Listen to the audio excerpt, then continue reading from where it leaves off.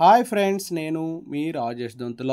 ఈరోజు మనం DSC school assistant mathematics మెథడాలజీకి సంబంధించిన ముఖ్యమైన ప్రశ్నలు, గత పరీక్షల్లో అడిగినటువంటి ప్రశ్నల్ని తెలుసుకుందాం, నేర్చుకుందాం. అయితే ముందుగా మన ఛానల్ని సబ్స్క్రైబ్ చేయని వారు సబ్స్క్రైబ్ చేసుకోండి. అలాగే నా వీడియోస్ని లైక్ చేసి ఎక్కువ మందికి రీచ్ అయ్యేలా మీ సహాయాన్ని అందించండి.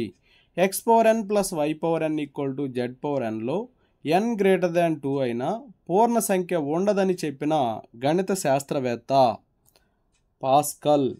వినియోగం లక్ష్యము విద్యార్థులకు ఈ విధంగా సహాయపడును: గణిత భాషను అర్థవంతంగాను సంక్షిప్తంగాను ఆలోచించి చెప్పగలుగును. గణిత బోధనలో ఆచరణాత్మక విలువలు సూచించు విషయాలు: లాభ నష్టములు మరియు వైశాల్యాలు. గణిత ఉపాధ్యాయునిగా శిశు కేంద్ర కరికులంను గూర్చి నీ అవగాహన. తేలికైన విషయాలు చేర్చాలి. రేఖాగణితంలో సిద్ధాంతములు నిరూపించుటకు విశ్లేషణము దీని నుండి ప్రారంభమగును. పరికల్పన నుండి ముగింపు వరకు. ఒక విషయాన్ని చిన్న చిన్న భాగాలుగా విభజించి వాటిని వివిధ తరగతుల వారీగా వర్గీకరించారు. గణిత ఉపాధ్యాయునిగా నీ అభిప్రాయంలో ఇందులో ఇమిడి ఉన్న సరైన పద్ధతి ఏకకేంద్ర పద్ధతి. గణిత శాస్త్ర ఉపాధ్యాయునిగా నీ దృష్టిలో మంచి గణిత శాస్త్రం అంటే ఎంపిక చేయబడ్డ చక్కటి అభ్యాసాలు ఉండాలి. గణిత సంఘాల ఒక ముఖ్యమైన పని గణిత విషయాలపై ఉపన్యాసములను ఏర్పాటు చేయుట. గణితంలో ఒక నికష దేనిని కొలవాలో వానిని కొలవగలిగిన ఆ నికష ఈ లక్షణాన్ని సంతృప్తిపరుస్తుంది: సప్రమాణత. త్రిభుజ పరివృత్తమును గీయుటకు గణిత ఉపాధ్యాయుడు క్రింది నిర్మాణము చేసెను: త్రిభుజ భుజములకు లంబ సమద్విఖండన రేఖలు గీసెను. ప్రాథమిక తరగతుల్లో సంఖ్యల భాగాహారం నేర్పుటకు సులభ పద్ధతి విలోమ గుణకార పద్ధతి. గణిత బోధనలో ఉదాహరణ నియమము, ఉదాహరణ సూత్ర పద్ధతి. ఆగమన నిగమన పద్ధతి. జ్యామితీయ ఆకారాలను బోధించుటకు అత్యంత ఉపయుక్త క్రీడా బోధనోపకరణము ప్లానెల్ బోర్డ్. బీజగణితము బోధనా లక్ష్యాలు: మామూలు వాక్యాల్లో చెప్పేదాన్ని సంకేతరూప భాషలోకి అనువాదం చేయుట నేర్పు. విద్యార్థులలో గణితంలో ఖచ్చితత్వాన్ని పెంపొందించుటకు తోడ్పడు సోపానము సమస్యల విశ్లేషణ. ప్రక్షేపక విధానాలకు ఒక మూల్యాంకన పరికరము ఇంటర్వ్యూ. కోణము భావన విద్యార్థులకు అవగాహన కలిగించుటకు చేయవలసిన కృత్యము. కోణములను గీయుట మరియు కొలుచుట. సామాన్య వడ్డీ సూత్రమును బోధించుటకు సరైన బోధనా పద్ధతి ఆగమన పద్ధతి. గుణకారం చేయుటలో విద్యార్థుల దోషములను సరిదిద్దుటకు సరియైన చర్య. గుణకారం చేయుటలో దోషములను గుర్తించి సవరణాత్మక బోధనను కలుగజేయుట. సున్నా యొక్క నియమాలను రూపొందించింది భాస్కర. పాఠశాలలోకి దిగుమతి చేసిన నిజ జీవిత భాగమే ప్రకల్పనము. ప్రకల్పన పద్ధతిని ఈ విధంగా నిర్వచించిన విద్యావేత్త బెల్లార్డ్.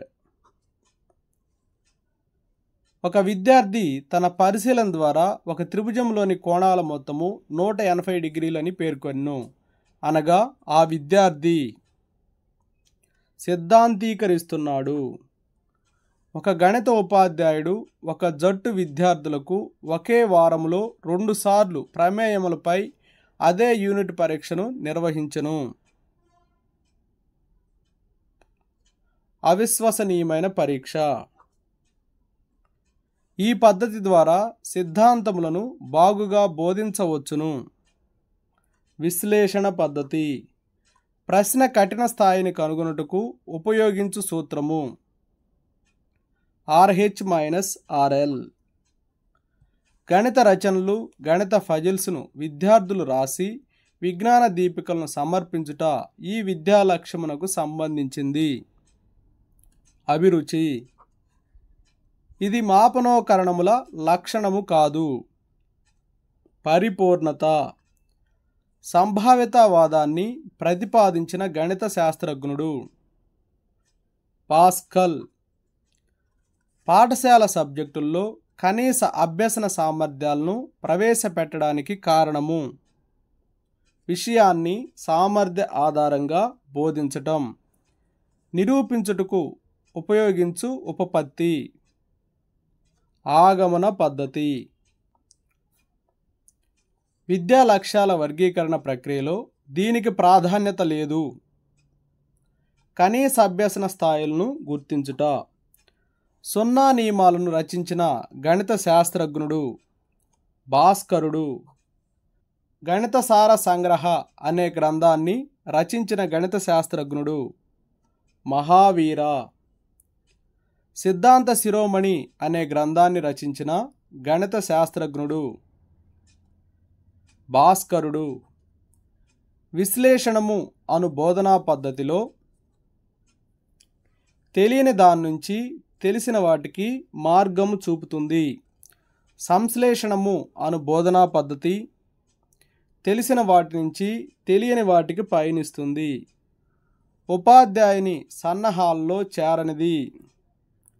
నాయకత్వ లక్షణము విద్యార్థి యొక్క ప్రగతిని మదింపు చేయుటకు ఉపాధ్యాయుడు అనుసరించు విధానము. సమగ్ర మూల్యాంకనము అనువైన సహజ పరిసరాల్లో పూర్తి చేసే వరకు నిర్వహించే సమస్యాయుత వ్యాసక్తే ప్రకల్పన అని ప్రకల్పనను నిర్వచించిన గణిత శాస్త్రజ్ఞుడు స్టీవెన్సన్. పాఠశాలలోకి దిగుమతి చేసిన నిజ జీవిత భాగము అని ప్రకల్పనా పద్ధతిని నిర్వచించిన విద్యావేత్త బెల్లార్డ్. గణిత పాఠ్య పథకంలో చేరని అంశము. విషయాన్ని విశ్లేషణ చేసి యూనిట్లుగా విభజించడం. వార్షిక పథకం తయారు చేయడంలో ప్రధాన సోపానంలో చేరనిది. యూనిట్ను బోధించడానికి విద్యార్థి పూర్వ జ్ఞానము. పటాలను రేఖాచిత్రాలను వేగంగాను శుభ్రంగాను గీస్తాడు అను స్పష్టీకరణకు సంబంధించిన గణిత బోధనా లక్ష్యము. నైపుణ్యము నూతన పరిస్థితుల్లో సాధనలు సూచించును అను స్పష్టీకరణను కలిగి ఉన్న గణిత బోధనా లక్ష్యము. వినియోగము తగినన్ని మూర్త ఉదాహరణల సహాయంతో ఒక సూత్రము నిర్మించు పద్ధతి. ఆగమన పద్ధతి పాఠ్య ప్రణాళికలో పునర్విమర్శను సోపానము ఈ క్రింది కృత్యాలకు చేరుతుంది. సమ్మిళిత కృత్యము ఉపాధ్యాయుని బోధనా నియమాలకు వర్తించనిది. ప్రయోగాత్మకత నుండి సామాన్యీకరణకు. గణితాభ్యాసన ఉద్దేశాల్లో చేరనిది. సాంఘికోద్దేశము పూరక ప్రశ్నలు రూపొందించుటకు ఈ క్రింది సూచనను పాటించవలెను. ఖాళీలు ఏకరీతి పొడవు ఉండేటట్లు చూడవలే. రేఖాగణితమును బోధించుటకు ఎక్కువగా ఉపయోగపడు పద్ధతి. విశ్లేషణ పద్ధతి మౌఖిక పని వల్ల ప్రయోజనము. తెలివిగల విద్యార్థుల మధ్య మంచి పోటీని పెంచుట. హోంవర్క్ ఉద్దేశాల్లోనికి రానిది. అవగాహన చేసుకున్న సిద్ధాంతానికి చెందిన ప్రక్రియలకు ఆవర్తనం ఇవ్వకపోవుట. పాఠ్య ప్రణాళికలో పునర్విమర్శ యొక్క ముఖ్య ఉద్దేశము. పాఠ్య బోధనా లక్ష్యాలను ఎంతవరకు సాధించింది తెలుసుకొనుట. పాఠశాలలో సాధారణంగా ఉపాధ్యాయుడు తాను తరగతి గదిలో అవలంబించవలసిన విధానాన్ని ఏదో రీతిగా ముందుగా తయారు చేసుకొనుటను ఏమంటారు? Teaching notes. బహుళైచ్ఛిక ప్రశ్నలు రూపొందించడంలో ముఖ్యమైన సూచన. అన్ని సమాధానాలు సంభవనీయంగా ఉండేటట్లు చేయవలెను. గణిత సంఘాల ముఖ్య ఉద్దేశముల్లో రానిది. యథార్థ నిష్పక్షపాత దృక్పథము లేకుండుట. పాఠ్యపుస్తకాల్లో కన్నా అదనంగా అభ్యాస పుస్తకాల్లో ఇవి ఉంటాయి. సమాధానాలు లేకుండుట. ప్రక్షేపక బోధనోపకరణ సాధనాలలో చేర్చబడనిది. పటాలు. ప్రశ్నాపత్ర నిర్మాణంలో వాడు బ్లూ ప్రింట్ ఈ క్రింది అంశానికి ప్రాధాన్యత ఇవ్వదు. ప్రశ్నల భారత్వము. ప్రశ్నాపత్రంలో నిష్పక్షపాత మదింపు చేయుటకు వీలగు ప్రశ్నలు. విషయాత్మక ప్రశ్నలు. భావ వ్యక్తీకరణ సామర్థ్యమును పెంపొందించుటకు తోడ్పడునట్టి ప్రశ్నలు. వ్యాసరూప ప్రశ్నలు. పాఠశాల స్థాయిలో మూల్యాంకన పరికరాల్లో దీనిని వాడుతారు. Interview schedule. గణిత గ్రంథాలయంలో ఈ క్రింది రకాలైన పుస్తకాలు ఉండరాదు. గైడ్లు. తార్కిక ఉపపత్తిలో లేని సోపానము. విపర్యయము. స్వయం సిద్ధ సత్యాలను ఏమని అంటారు? స్వీకృతాలు అంటారు. గణిత బోధనలో ప్రాజెక్టులుగా చేపట్టుటకు వీలు పడనిది. గది 4 గోళ్ల వైశాల్యమును కనుగొనుట అనేది వీలు పడినది. Okay, thank you friends. నా వీడియో నచ్చినట్లయితే లైక్ చేయండి, మీ మిత్రులు షేర్ చేయండి. ఇంకా మన ఛానల్ని సబ్స్క్రైబ్ చేయనట్లయితే సబ్స్క్రైబ్ చేసుకోండి. Thank you for watching.